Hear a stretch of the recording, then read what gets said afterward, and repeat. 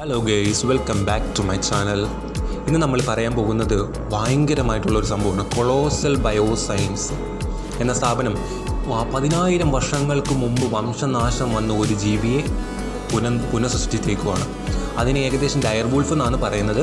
അതിനെ നമ്മളിപ്പോൾ ഏറ്റവും കൂടുതൽ ചിന്തിക്കേണ്ട കാരണം നമ്മൾ നശിച്ചു പോയ കാരണം കിട്ടത്തില്ല എന്ന് വിചാരിച്ചതാണ്. അതിനെ നമ്മൾ പിന്നെ ഒന്നും കാണാൻ പോലും പറ്റത്തില്ലെന്ന് വിചാരിച്ചതാണ്. പക്ഷേ താണ്ടെ കൊളോസൽ കൊണ്ടുവന്നിരിക്കുകയാണ്. കൊളോസൽ നമ്മൾ കേട്ടിട്ടുണ്ട്, ഊളി മാമത്തുകളെ ഉണ്ടാക്കുമെന്ന് പറഞ്ഞു. അതും ഇനി നടക്കാൻ പോകുന്ന 2027 ഊളി മാമത്തുകളും വരും.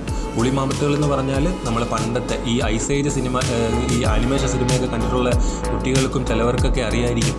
ഒരു രോമം ഫുള്ളുള്ള കൊമ്പ് നീണ്ടു വളഞ്ഞിരിക്കുന്ന വലിയ ആന, ഏകദേശം നമ്മുടെ ഏഷ്യൻ ആനകളെക്കാളും കുറച്ചും കൂടെ ഹൈറ്റ് കൂടിയ ആന.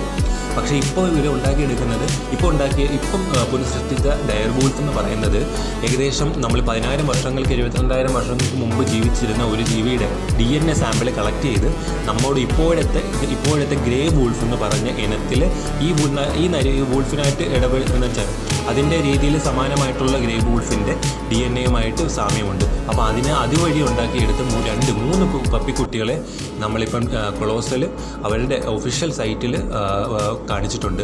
ഏകദേശം ഇപ്പോൾ 5 മാസമായി. ഇന്നലെയാണ് അവർ കൂടുതലായിട്ട് ഏറ്റവും കൂടുതൽ അതിൻ്റെ ഫോട്ടോസ് എല്ലാം പ്രചരിക്കാൻ തുടങ്ങിയതും കൂടുതൽ മാധ്യമങ്ങൾ അറിയാൻ തുടങ്ങിയതും ഇന്നലെയും മെനഞ്ഞാന്നൊക്കെ ആയിട്ടാണ്. അപ്പോൾ ഇതിൻ്റെ പ്രത്യേകത എന്ന് പറഞ്ഞാൽ ഇത് നമ്മുടെ കാലാവസ്ഥയ്ക്ക് എന്തെങ്കിലും വ്യത്യാസം കൊണ്ട് നമ്മൾ കാരണം നശിച്ചു പോയ സാധനമാണ്. ഹ്യൂമൻ കാരണം നശിച്ചു പോയ സാധനമാണ് ഡയർ വൂൾഫ്.